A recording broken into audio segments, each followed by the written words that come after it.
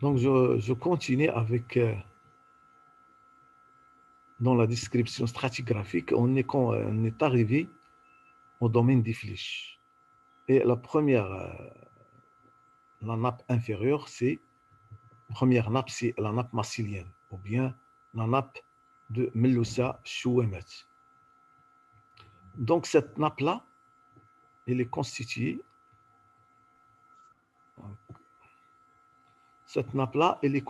principalement de flèches cysto-quartzitiques, composées de grès turbiditiques fins, voire quartzitiques, donc des grès turbiditiques fins, voire quartzitiques, de schiste bleuté et de calcaire. Donc ça, c'est la nappe Melusa Chouemet. Donc ces derniers ont livré des foraminifères du Crétacé inférieur. Donc on est à la base du Crétacé inférieur. Donc c'est un ensemble turbiditique distal. Donc voilà, vous remarquez qu'on est dans le talus, au Crétacé inférieur, dans ce sillon tétisien, on est dans le talus ou bien au-delà du talus. Pourquoi? Parce qu'on est dans un flèche distal.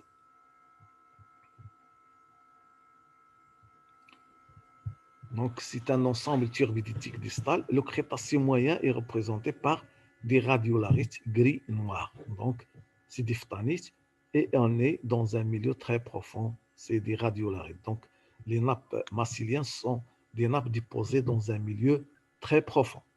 C'est ce qu'il faut retenir. Elles commencent dès le Crétacé inférieur. Voilà la nappe massilienne ici. Puis, la nappe mauritanienne. Là, on a la nappe de Tizérine et la nappe de Bni Yedder. Donc, elle est composée de deux nappes aux colonnes stratigraphiques complémentaires. L'un complète l'autre. Hein. Donc, la nappe de Tizérine, ici,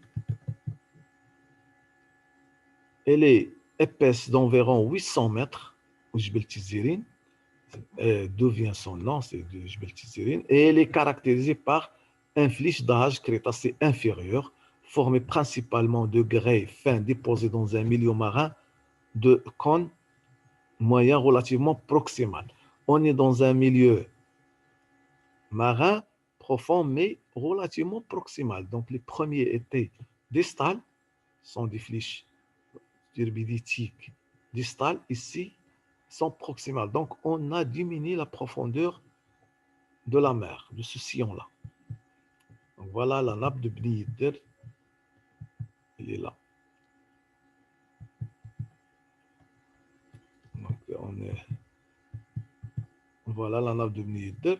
Elle est formée de séries dont l'âge s'étale du Crétacé supérieur à l'Oligocène supérieur aquitanien, c'est-à-dire du Crétacé supérieur jusqu'à Miocène inférieur. Et elle est caractérisée par des calcarénites granoclassées, pylites silteuses, avec lit de vin du Crétacé supérieur. Donc, c'est le faciès lit de vin, ça nous rappelle sur le Cambrien inférieur de l'anti-Atlas oriental. Souvenez-vous, je crois que vous avez déjà vu cette série de lits de vin au niveau du Cambrien inférieur. Donc, ce nappe de Bni Yedder, il commence par des calcarénites, granoclassées, pylites silteuses, lits de vin du Crétacé supérieur à Oligocène supérieur. Et puis des flèches grisomicacées et marneux de l'Oligocène supérieur aquétanien. Donc, nous avons des calcarénites granoclassées et des flèches grisomicacées. Donc, c'est un flèche moins profond dont les éléments proviennent des formations carbonatées de la dorsale calcaire et des niveaux permo-triasiques et paléozoïques des séries cristallines sibtites gomarites. Donc, voilà, c'est un flèche moins profond. Donc, voilà la nappe Bni Yedder. Déjà, la nappe massilienne et la nappe mauritanienne Tizérine sont profondes, relativement profondes. Maintenant, on passe à une zone moins profonde, au niveau de la nappe de Bni Yedder. Et elles sont formées surtout ces calcarénites granoclassées et les éléments qui forment cette série de Bni Yedder, elles proviennent de la dorsale calcaire ou bien du permotrias et du paléozoïque, des séries cristallines sibtites et gomarites. Donc, elles érodent les niveaux inférieure. Donc, c'est une zone relativement moins profonde. Puis les nappes numidiennes, vous voyez ici la nappe numidienne, est formée à sa base par des argilites versicolores dites sous-numidiennes. Donc, d'âge Éocène supérieur, Oligocène inférieur. Regardez, on progresse dans l'âge. Donc, on est arrivé maintenant à l'Oligocène inférieur. Et on a commencé dès le Crétacé inférieur dans les nappes marséliennes. Donc, on commence ici par l'Éocène supérieur, Oligocène inférieur, qui sont riches en tubotomaquilon. Qu'est-ce que ça veut dire? Ce sont des terriers de crustacés épigénisés en oxyde de fer et en manganèse. Ces tubotomaquilons sont des terriers ferruginosos. Donc, et ascensionnés par les flyches numidiennes composées de gros bancs de grès jaune riches en grains hydragides de quartz. Donc, voilà le faciès caractéristique de ces flyches numidiennes, c'est ces gros bancs de grès jaune. On les caractérise par ces grès jaunes en bancs épais et qui sont très riches en grains de quartz et en dragées de quartz. Les dragées de quartz sont des grains très, voire même millimétriques à centimétriques de quartz. Ce sont des grains grossiers de quartz. Donc, son âge est oligocène terminal aquitanien. Donc, les nappes numidiennes ont âge oligocène terminal aquitanien. Dans le rift occidental, elles forment des crêtes et des reliefs bien marqués dans la topographie, on les voit de loin. La nappe numidienne est charriée sur les autres nappes de flysch et sur le rift externe. Et probablement sur le rift interne. On n'est pas sûr. C'est pour ça qu'on est paradoxalement. Donc, dans le rift occidental, elles forment des crêtes et des reliefs bien marqués. La nappe numidienne est charriée sur les autres nappes de flysch et sur le rift externe. Et paradoxalement sur le rift interne, c'est-à-dire d'une manière exceptionnelle sur le rift interne. C'est le cas, par exemple, du Jebel Zemzem, situé entre Sibtia et ici, entre Sibtia et Mediaq, on peut le voir ici, voilà. Vous voyez que ces nappes numidiennes, elles ont traversé une distance pour se déposer dans le rift interne et dans la région de Berkane ici. Voilà.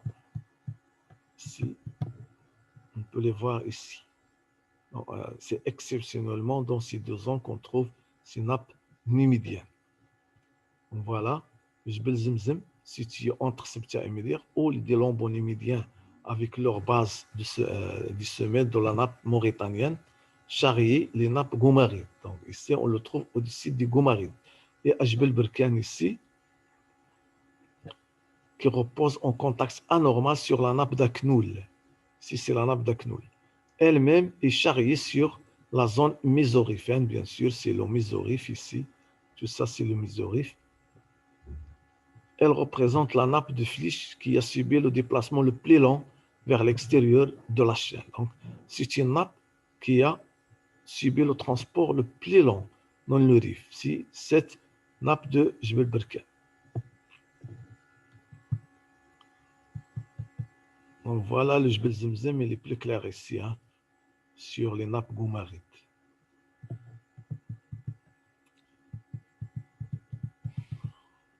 Puis la nappe prédorsalienne, on a dit qu'il est toujours près de la dorsale, comme son nom l'indique, est une nappe qui est située le long de la dorsale calcaire. Elle la jalonne du côté externe et elle est large de quelques centaines de mètres. Donc, elle la jalonne du côté externe, c'est-à-dire du côté externe, c'est-à-dire du côté sud-est ou bien sud-ouest. Elle est large de quelques centaines de mètres. Elle est formée d'un olistostrome composé d'une matrice marneuse d'âge Miocène inférieur. Donc, c'est un olistostrome. Normalement, c'est une nappe prédorsalienne. Se forme d'un olistostrome qui jalonne toujours et forme la semelle de la dorsale calcaire. Elle est d'âge Miocène inférieur et emballe des blocs et olistolites de nature et taille variée. On trouve beaucoup de blocs des olistolithes au niveau de cette nappe prédorsalienne. Donc, ces blocs resédimentés sont des calcaires semblables à ceux de la dorsale calcaire. Elles viennent généralement, ces blocs calcaires qui sont emballés dans le prédorsalien, ils viennent généralement de la dorsale calcaire et des blocs de grès de type numidien et de bnidr. Donc, on peut trouver aussi des blocs qui viennent d'une nappe numidienne ou bien de la nappe de bnidr. Donc, cette nappe est localisée entre la dorsale calcaire et les autres nappes de Flysch. Et vu sa nature lithologique, elle aurait constitué sur le plan palégéographique une unité intermédiaire entre la marge continentale des domaines internes et le bassin des Flysch. On a dit que la marge, la dorsale se trouve dans une marge continentale, c'est-à-dire une plateforme, et les Flysch dans la zone profonde du bassin. Donc, entre les deux se trouve cette zone prédorsalienne. Donc, du point de vue paléogéographique, cette nappe prédorsalienne se trouve entre la plateforme et le bassin. Elle est formée par des blocs qui viennent de la dorsale calcaire et de nappe numidaire et la nappe numidienne. Donc, des roches vertes d'âge jurassique moyen supérieur. Donc, voilà. Des roches vertes d'âge jurassique moyen supérieur ayant une composition chimique de basalte océanique, ayant appartenu à une série ophiolitique classique, ont été rencontrées à la base de certaines nappes de Flysch, les nappes tizérines, Chouemet et le prédorsalien. Donc voilà, on a trouvé des séries ophiolitiques au niveau de ces nappes. Donc cette série ophiolitique va nous guider à penser à un modèle géodynamique bien déterminé. Donc voilà, on va l'utiliser. On va utiliser ces données-là, ces unités ophiolitiques au niveau de l'interprétation géodynamique. Donc les Flysch renferment, telles que la nappe de Tizérine, Chouemet et le prédorsalien, elles renferment ces basaltes océaniques et qui appartiennent à une série ophiolitique. Donc voilà, les nappes Tizérine, Chouemet et prédorsalienne au sud et au sud-ouest du massif de Boukhouya. Donc on les trouve surtout dans le massif de Boukhouya, dans la région de l'Hussima. Ce sillon de Flysch très profond à croûte océanique représentait l'océan Titis installé au Jurassique entre le Gondwana et l'Eurasie. Voilà, puisqu'on a trouvé ces basaltes, des séries ophiolitiques, on peut penser que ce sillon de Flysch qui a recueilli ces Flysch-là, ces nappes, ces 4 nappes, se trouve dans une zone très profonde près de la croûte océanique, parce qu'on a trouvé ces indices de la série ophiolitique. Donc, on est proche de la croûte océanique de la Titis, bien sûr, de l'océan titicien qui a été installé au Jurassique entre la plaque africaine au sud, là on a le Gondwana, et au nord l'Eurasie. Donc entre les deux se trouve un océan qui s'appelait la Titis. Et on a trouvé les indices de cet océan au niveau de ces nappes de Flysch, de Tizérine, Chouemet et les prédorsaliens dans la région de Boukhouya. Donc, concernant leur disposition structurelle, les nappes de Flysch se superposent généralement dans l'ordre suivant, du point de vue structural, c'est-à-dire dans la nature, comme on les trouve. On trouve les nappes massiliennes de Melussa. Ici, vous pouvez les voir ici. Charriées sur les unités du riff externe. Le riff externe, c'est l'intrariff et le mésoriff. Ici, on a l'unité para-autochtone de Tanger. Donc, elle est l'unité, la nappe massilienne. Voilà, la nappe massilienne de Melussa-Chouemet, charriée sur la nappe du riff externe, c'est sur l'unité de Tanger ici. Elle est charriée sur l'unité de Tanger, qu'on la voit ici. Donc, voilà, ici, c'est la nappe massilienne de Melussa, au-dessus, regardez cette faille, donc de charriage, au-dessus de la nappe para-autochtone de Tanger. Elle est surmontée par la nappe mauritanienne de Bnidr. Donc, c'est au-dessus, elle vient la nappe mauritanienne de Bni Yedder en discorde, en charriage bien sûr. Voilà, c'est les flèches grisomicacées de Bni Yedder. Donc, ici, dans sa nappe mauritanienne, il surmonte les deux, le Meloussa et l'unité de Tangi. Donc, puis vient au-dessus la nappe Tizirine. Voilà la nappe Tizirine qui vient au-dessus. Tizirine, puis on superstructure la nappe numidienne et au prédorsalienne. Vous pouvez voir ici le prédorsalien au-dessus de Tizirine. Donc, ça, c'est la superposition de ces nappes-là. Voilà le prédorsalien ici, au-dessus de Tizirine. Tizirine au-dessus de la nappe de Bni Yedder et Bni Yedder au-dessus de Meloussa et l'unité de Tangi. Ça, c'est du point de vue structural. Donc, le matériel de ces nappes est généralement plissé à l'endroit, redressé ou renversé et tronqué, toujours par des rabotages baseux. Donc, elle est toujours tronquée par ces failles de charriage, ce qu'on appelle un rabotage, c'est-à-dire on élimine une grande partie de la nappe. Ici, elle est rabotée par cette faille, ici, elle est rabotée par cette faille, ici, la même chose, elle est rabotée par la faille ici, là. Donc, on élimine toujours une partie de ces nappes de flèches. Donc, ça, c'est la superposition générale des nappes de flèches. C'est le deuxième domaine rifin, bien sûr, après le domaine interne et le domaine externe. Puis le riff externe, on arrive à la dernière partie, c'est le riff externe. Donc le riff externe est composé d'unités autochtones enracinées ou para-autochtones, ayant subi des déplacements tangentiels limités et d'unités allochtones, ayant subi des déplacements tangentiels importants. Ces derniers constituent les nappes de charriage rifaines. Donc, dans le riff externe, on a une partie autochtone ou para-autochtone et une partie allochtone qui a été charriée vers le riff externe, vers l'extérieur,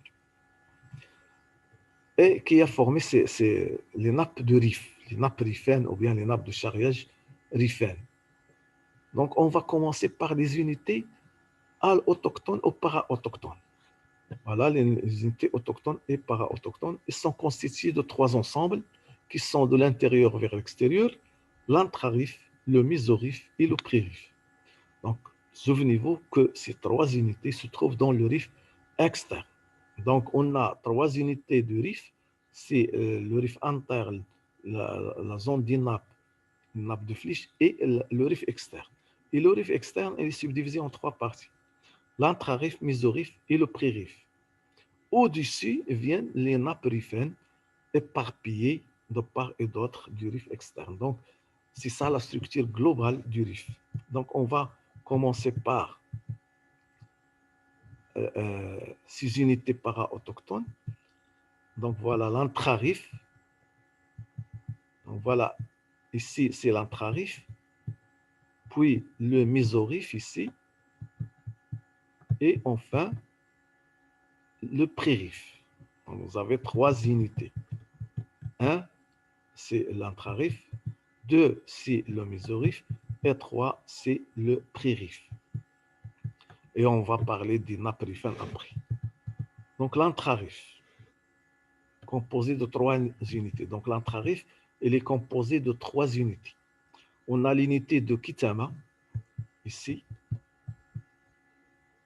est constituée de grésopilites, qu'on appelle firiches. C'est en face qu'on nomme firiches. Elle est formée par des alternances de grès et de pilites jaunâtres, comme ça. Elle est d'âge jurassique supérieur et d'un flèche schisteux quartzitique du Crétacé inférieur à ammonite, caractéristique de cette unité. Donc, ces flèches schistoquartzitiques à ammonite d'âge Crétacé inférieur, elle est caractéristique de cette unité, c'est-à-dire l'unité de Ktama. Ces terrains sont métamorphiques et sont en position anticlinoriale. Donc, leur structure, elle est anticlinale. ou bien anticlinoriale, c'est-à-dire une section des anticlinaux. Des plis et une schistosité peu pénétrative, ils sont présents. Donc, une schistosité faible, peu pénétrative. Cette unité est charriée par la nappe de Chaumet et elle chevauche elle-même vers le sud les unités mésorifènes et les limitée à l'est par l'accident sinistre d'un corps. Donc, elle est charriée par la nappe de Chaumet au nord et cette unité charrie l'unité mésorifène au sud. Et elle est limitée par cet accident d'un corps à jeu sinistre. Donc, dans la partie orientale de cette unité, on note la présence dans le petit massif de Bni Malik. Et ça, c'est important. Voilà, le massif de Bni Malik ici. C'est une remarque importante qu'il faut retenir. Donc, voilà, dans le massif de Bni Malik, à quelques kilomètres au nord-ouest de la faille d'Onkor, ici, à quelques kilomètres de la faille d'Onkor, des roches ultra-basiques à la base de la série Jurassique-Crétacé inférieure. On a trouvé des roches ultra-basiques dans cette zone-là. D'âge Jurassique-Crétacé inférieur. Il s'agit de l'erzolite serpentinisé de Bni Malik, ce qu'on appelle erzolite serpentinisé de Bni Malik. Souvenez-vous des erzolites qu'on a trouvés dans les sibtites. Donc, par ailleurs, l'absence ici de gabbro et des basaltes exclut qu'il s'agisse d'une partie d'un complexe ophiolitique. Ce n'est pas un complexe ophiolitique, ou bien la série ophiolitique qu'on connaît habituellement, parce qu'il ne comprend pas la partie de gabbro et de basalte. Il n'y a pas de gabbro et de basalte, on n'a que de l'erzolite. Donc voilà, c'est une zone profonde qu'on va interpréter après. Donc, ce massif représente une partie d'une ancienne rite de serpentine de la margerie africaine, mise à l'affleurement par faille de détachement et incorporée tectoniquement dans l'empilement des unités allochtones. Donc, on l'interprète comme une zone, une ride, c'est-à-dire une ride un petit peu s'élevée et qui a été érodée et s'est déposée dans cette unité de Ktema, dans la région de Bni Malik. Donc voilà, c'est une unité qui vient de ces rides-là et qui a été érodée de ces rides de serpentine et qui fait partie, bien sûr, de la marge africaine. Donc, retenez qu'il s'agit d'une partie de la marge africaine qui a été soulevée sous forme d'une ride et qui a été érodée. Puis l'unité de Tanger, toujours, donc voilà, l'intrarif, elle est formée par trois unités. On a l'unité de Ktema, l'unité de Tanger et l'unité de Lokous. Donc, dans l'unité de Ktema, on a trouvé ici de l'erzolite serpentinisé dans la région de Bni Malik. Puis l'unité de Tanger, deuxième partie, c'est l'unité de Tanger, de l'intrarif, donc un matériel crétacé supérieur et tertiaire. Il est constitué des phtanites, du cynomano-tyronien et des calcschistes du crétacé supérieur. Il complète stratigraphiquement l'unité de Ktema. Il vient au-dessus de l'unité de Ktema. La série tertiaire de l'unité de Tanger a été décollée et a glissé vers l'extérieur de la chaîne en donnant l'unité de Lokous. Donc la troisième partie, elle vient de l'unité de Tanger, c'est-à-dire l'unité de Lokous. Elle a été décollée de l'unité de Tanger. Donc voilà l'unité de Tanger ici. Ici l'unité de Ktema, l'unité de Tanger, puis l'unité de Lokous en bas ici. Donc, vous avez trois unités qui forment l'intrarif. L'unité de Ktema, l'unité de Tanger et l'unité de Lokous. Cette unité de Lokous, elle est décollée de l'unité de Tanger. Donc, il est constitué de phtanite et marno-calcaire, du Crétacé moyen supérieur et des marnes blanches à silex et Eocène. Voilà, de point de vue stratigraphique. Donc, dans la stratigraphie, on sent une certaine monotonie dans la description. C'est comme ça, la série, elle est comme ça. Et la structuration des riffs, elle est un petit peu compliquée. Hein. C'est pas moi qui a compliqué la structuration des riffs. Hein. Je dois la décrire systématiquement. On est obligé de la décrire systématiquement. Je sais qu'elle est un petit peu monotone, mais la structure des riffs, elle est comme ça. On doit la décrire d'une manière systématique.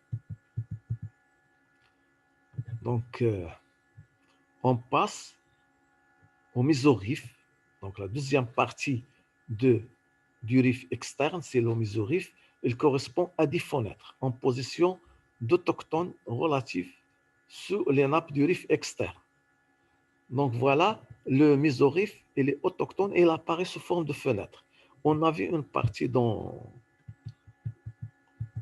bien sûr dans le TP de ce mésoriff. Là, on avait un Jurassique dans la carte en bleu, en théorie de Crétacé inférieur, sous forme de structure anticlinale et synclinale.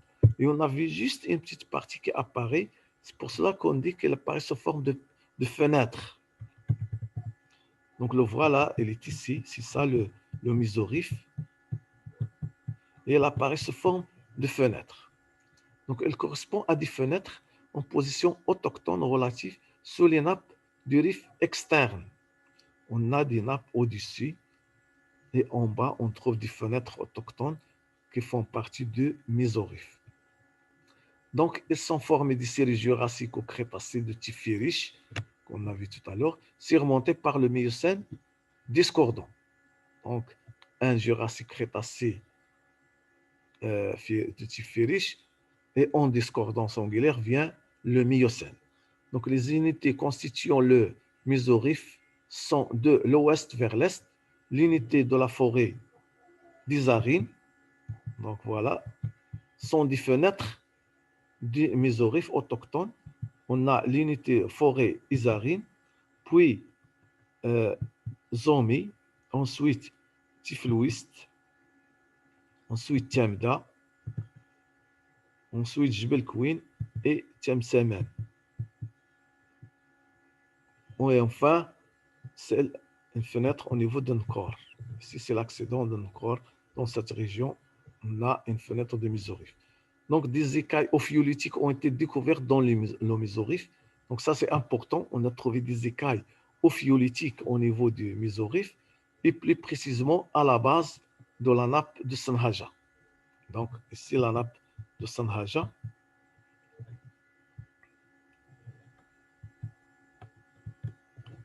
Dans la nappe de Sanhaja, ici, on a trouvé des lambeaux d'ophiolite ici. Donc, voilà, des écailles ophiolitiques ont été découvertes dans le mésoriff et plus précisément à la base de la nappe de Sanhaja. Elles sont définies par un socle de gabbro précédemment daté à 166 millions d'années, plus ou moins 3. Il s'agit d'un âge jurassique supérieur, ce sont des ophiolites d'âge jurassique supérieur, et une couverture de brèches mafiques, marbre, micritique et radiolarite. Donc, on a une série éphiolitique recouverte par une série profonde qui constitue de marbre et de radiolarite. Donc, on est bien dans une zone très profonde. Donc, ces écailles de croûte océanique sont corrélables avec les serpentinides et métabasites de Bnimelk. On a une certaine ressemblance entre ces ophiolites ici et les serpentinides qu'on a trouvés dans la région de Bnimelk. Donc, donc, ce sont des témoins d'une obduction. Donc, la présence de ces ophiolites marque une obduction, c'est-à-dire on a un océan titisien qui a subi une collision, puis elle a passé à l'obduction avec des lambeaux de la croûte océanique qui vont être mêlés au niveau de la croûte continentale. Donc, ces écailles de croûte océanique sont corrélables avec les serpentinites et métabasites de Bnimelk situées plus à l'est, qui possèdent aussi une couverture de marbre à claste ophiolitique et dérive d'une zone de transition d'océan continent. Donc, on est déjà en transition océan continu, parce qu'on a des ophiolites. Lorsqu'on entend ophiolite, on comprend automatiquement qu'on est dans une croûte océanique. Donc, ce sont des témoins d'une abduction à partir d'un corridor océanique ouvert au Jurassique, moyen entre le Mésorif et l'intrarif, à l'emplacement du bassin évaporitique triasique rifin. Donc, nous avons ici un autre corridor, ou bien un autre sillon ici, entre le Mésorif et l'intrarif. Voilà. On peut penser à une suture titysienne entre les deux. Donc, la titis ici dans le riff présente deux sutures. Suture dans le riff interne et une suture entre le mésoriff et l'intrarif. Donc, à l'emplacement du bassin évaporitique triasique riffin, c'est-à-dire l'ouverture de cette titis, elle s'est commencée au Trias. Là, on a des failles normales et des basaltes. Donc, on pourrait considérer que la suture titisienne était double. L'une au nord, dans la zone des Flysch, et l'autre au sud, la suture ophiolitique. Donc, deux sutures qui forment la titis dans le riff. On va voir dans une coupe pour comprendre. Voilà, on peut voir deux sutures ici. Voilà la première suture entre le mésoriff et l'intrariff et une suture dans le domaine des Flysch. Parce que dans le domaine des Flysch, on a trouvé des basaltes et des indices de l'océanisation. Et la même chose ici, surtout dans la zone de Sanhaja. Donc, une récapitulation, des écailles ophiolitiques ont été découvertes dans le Mésoriff et plus précisément à la base des nappes de Sanhaja, donc avec des marbres micrites. Et c'est pour cela qu'on a mis ça ici, une zone très profonde, vous pouvez la voir ici dans la coupe.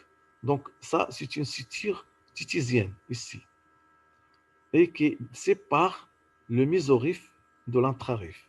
Et une suture titisienne ici, là où sont déposées, bien sûr, les nappes de Flysch. Et là, c'est la dorsale calcaire. Vous voyez ici que la dorsale calcaire, une zone, elle est très profonde, c'est la dorsale externe, là où la série était très épaisse, et une dorsale interne, moins épaisse, là on a trouvé des karstes, c'est-à-dire même immersion. Donc, on explique ça par la présence d'une suture titisienne ici, très profonde, et la dorsale calcaire se trouve dans la plateforme avec un approfondissement vers l'extérieur. Parce que le nord, c'est dans ce sens-là. Et ça, c'est le sud. Donc, c'est pour cela qu'on a trouvé une série épaisse dans la dorsale externe. Voilà. On pourrait considérer que la suture titisienne était double, l'une au nord dans la zone des Flysch, et l'autre aussi de la suture ophiolitique de Mésoriff. Donc voilà, marge africaine ici. Ici, le Mésoriff et l'intrariff. Ici, c'est la titis. Ici, c'est la deuxième branche de la titis. Entre l'intrarif et le Mésoriff, avec dénudation du menton de Bni Malik et ophiolite de Sanhaja. Voilà, ici, c'est là où on a trouvé les ophiolites de Sanhaja et les lambeaux de Bni Malik. Et c'est pour cela qu'on a parlé ici d'une suture titisienne. À part l'emplacement principal de la titis ici, hein, dans la zone des nappes de Flysch. Voilà la paléogéographie du riff à partir de cette description lithostratigraphique. Après le serrage, bien sûr, on aura ces failles normales qu'on voit ici, que dans des plateformes, ici et là, vont rejouer en inverse, vont favoriser le décollement et la structuration en nappe. Vous pouvez voir ici les nappes de charriage qui sont formées au cours de l'Oligocène et surtout au cours de Miocène. Donc, à partir du Miocène moyen jusqu'à Miocène supérieur, Pliocène, là, on aura la formation des nappes de charriage. Donc, vous avez la nappe ici d'Aknoul, Sanhaja, elle est là. Donc, la zone des Flysch ici. Et la plaque d'Alboran, elle est là.